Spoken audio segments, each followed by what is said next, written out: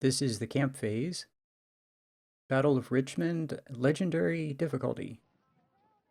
So, yeah, we have $160,000. So our ammo wagons have already been replenished. Obviously, we have 28,000 men. Have lost a few officers, including one division commander, which you can see here. And I have a 2-star to pop right in there.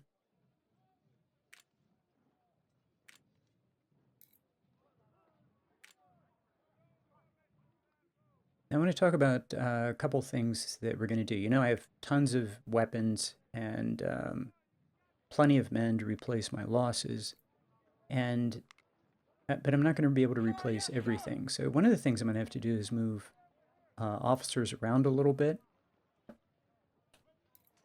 But I wanted to talk about this just for the Battle of Richmond and not for any other battles.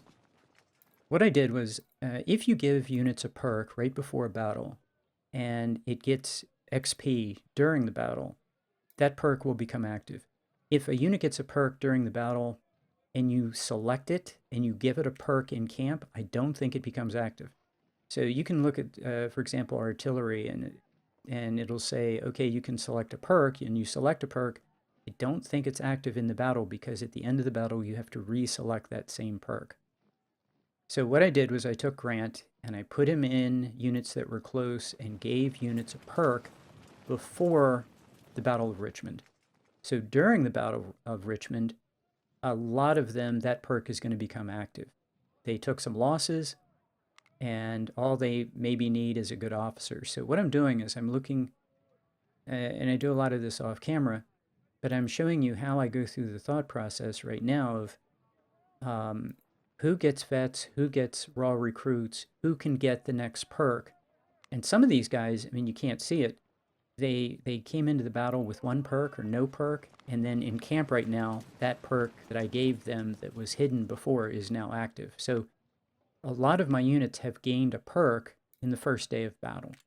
You just don't see it. It's not flashing white. So like this guy's close. And this guy did not have a perk in the last battle. What I did, I put Grant in here, gave him, I think, that happened with one or two of my cav units. It happened with a couple of units. So what you have to do is then you have to shuffle around your officers maybe. If it's real close, probably about 98 command, you can take somebody that's like at 98 and get them to 100 if they just get a better officer.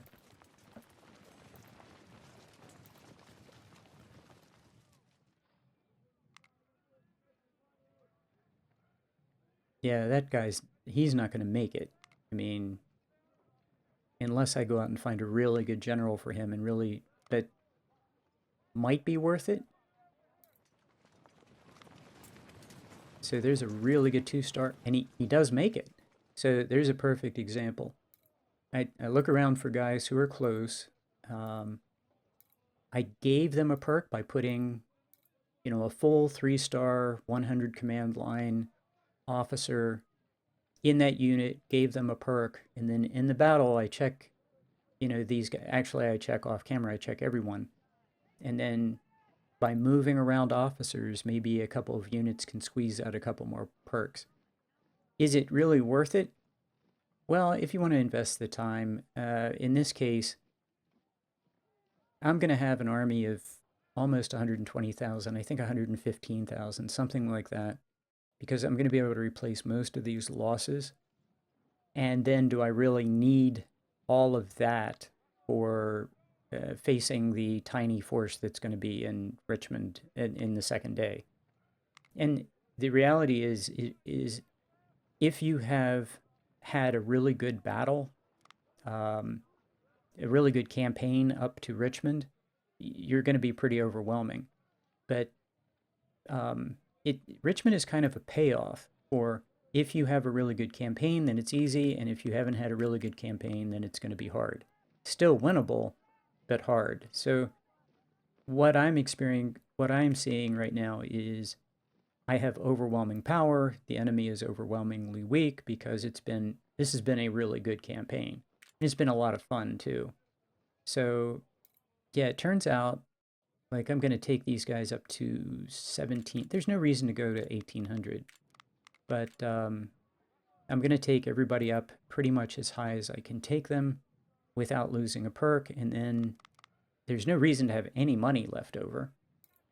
Um, there, there's there, there's no opportunity to spend it after this, so but rather than, you know, spend every penny, what I'm doing is I'm making sure I can just get everybody in the army. So yeah, this guy goes as high as I can take him. That's fine if that's all the higher I can take this guy. I think the other thing I do is I think I swap units around a bit. So units that are like the Irish Brigade is 1965. I can take him maybe to 2000. No, I'm going to run out of 61s, so I'm not going to be able to do that. So yeah, the units that are under strength, maybe they're at 1650. I can push them down to 4th Division, and the units that are larger can go to 1st Division. Um, yeah, so I normally sort these units by unit efficiency, and the other thing is I noticed other people don't like to identify their units just by weapon type.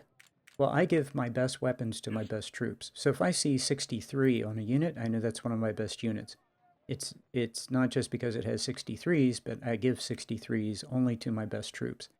So yeah, in camp, maybe some of my best units are going to lose efficiency because they're getting raw recruits, but at this point, it doesn't matter. It's just pretty much raw numbers that are going to slam, you know, just a tidal wave of blue is going to hit a very tiny enemy force, and it's going to be academic.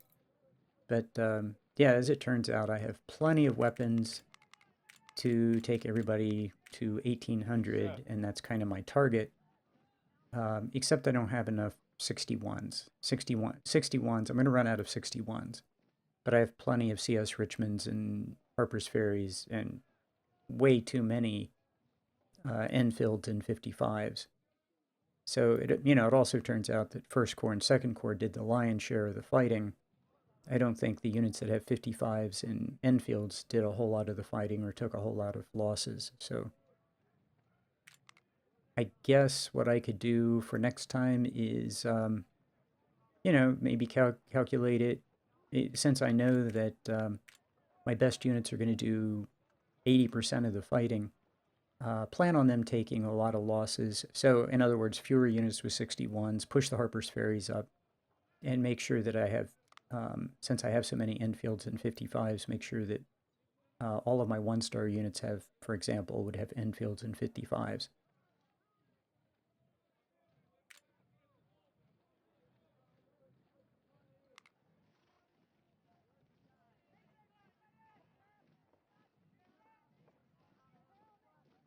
Yeah, the 61s took a hit.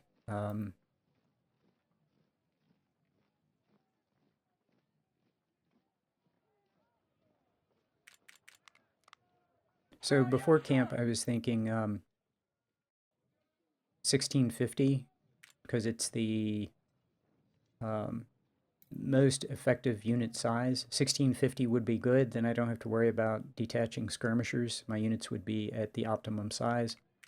And then, I just don't see units, a whole bunch of units taking 650 losses on the second day. I mean, I just don't see that happening. So, yeah. And there go the last few 61s. They're gone. So CS Richmonds.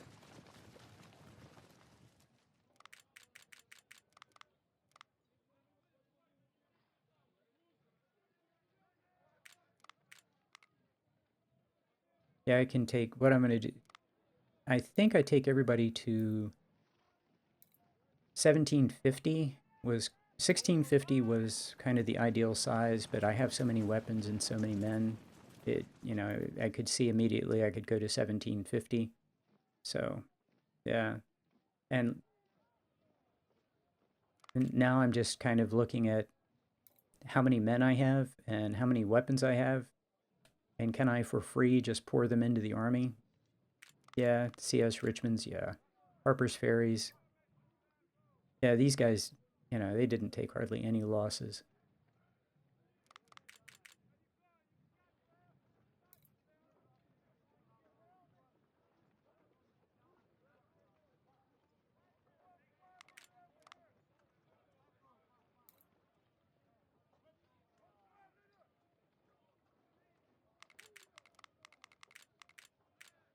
Yes, sir.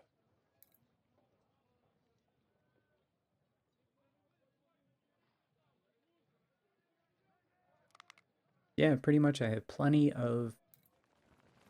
um, plenty of weapons for everything but 61s. And then the question is, why not buy? I have $100,000. I might as well buy some veterans.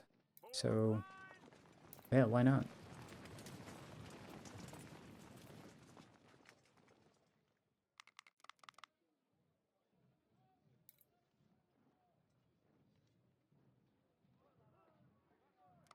Yeah, this was a unit who at one time had two unit perks, but took a bunch of losses somewhere and permanently lost that unit perk. So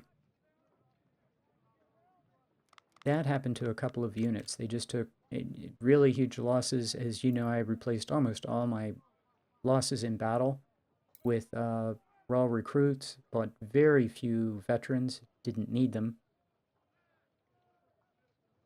And but here in this camp, there's no reason not to buy veterans and not to spend the money.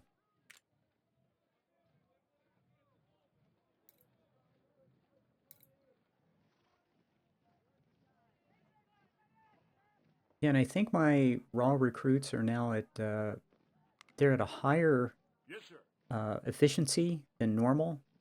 So yeah, I'm putting these raw recruits in, and I do Yes, notice sir. like firearms will drop, but efficiency itself doesn't drop. So taking a hit to firearms, okay, that's something, but it's not that bad.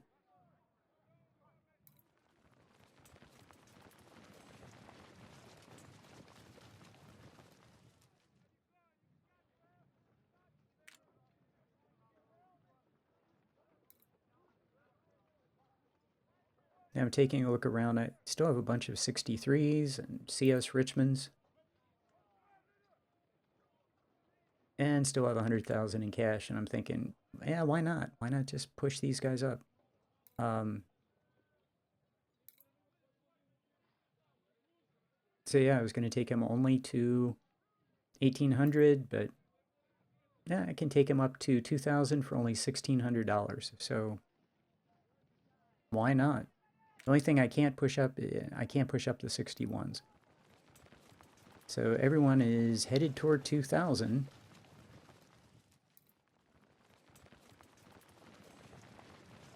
And this 200 additional men cost me $6,500, which I have.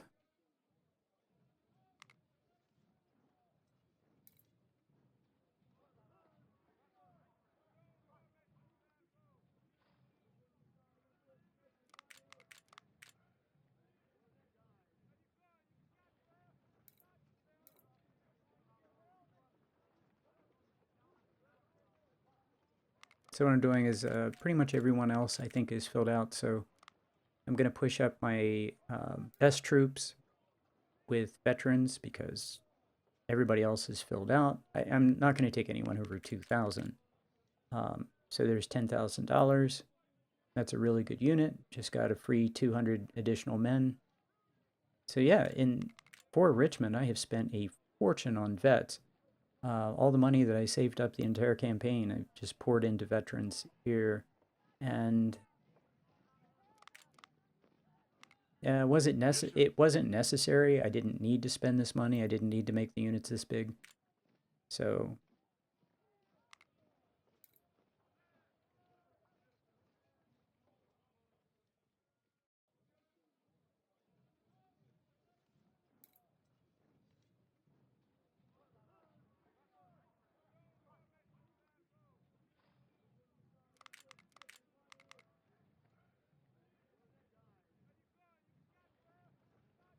As it turns out, First Corps and Second Corps still, I think, still do most of the fighting.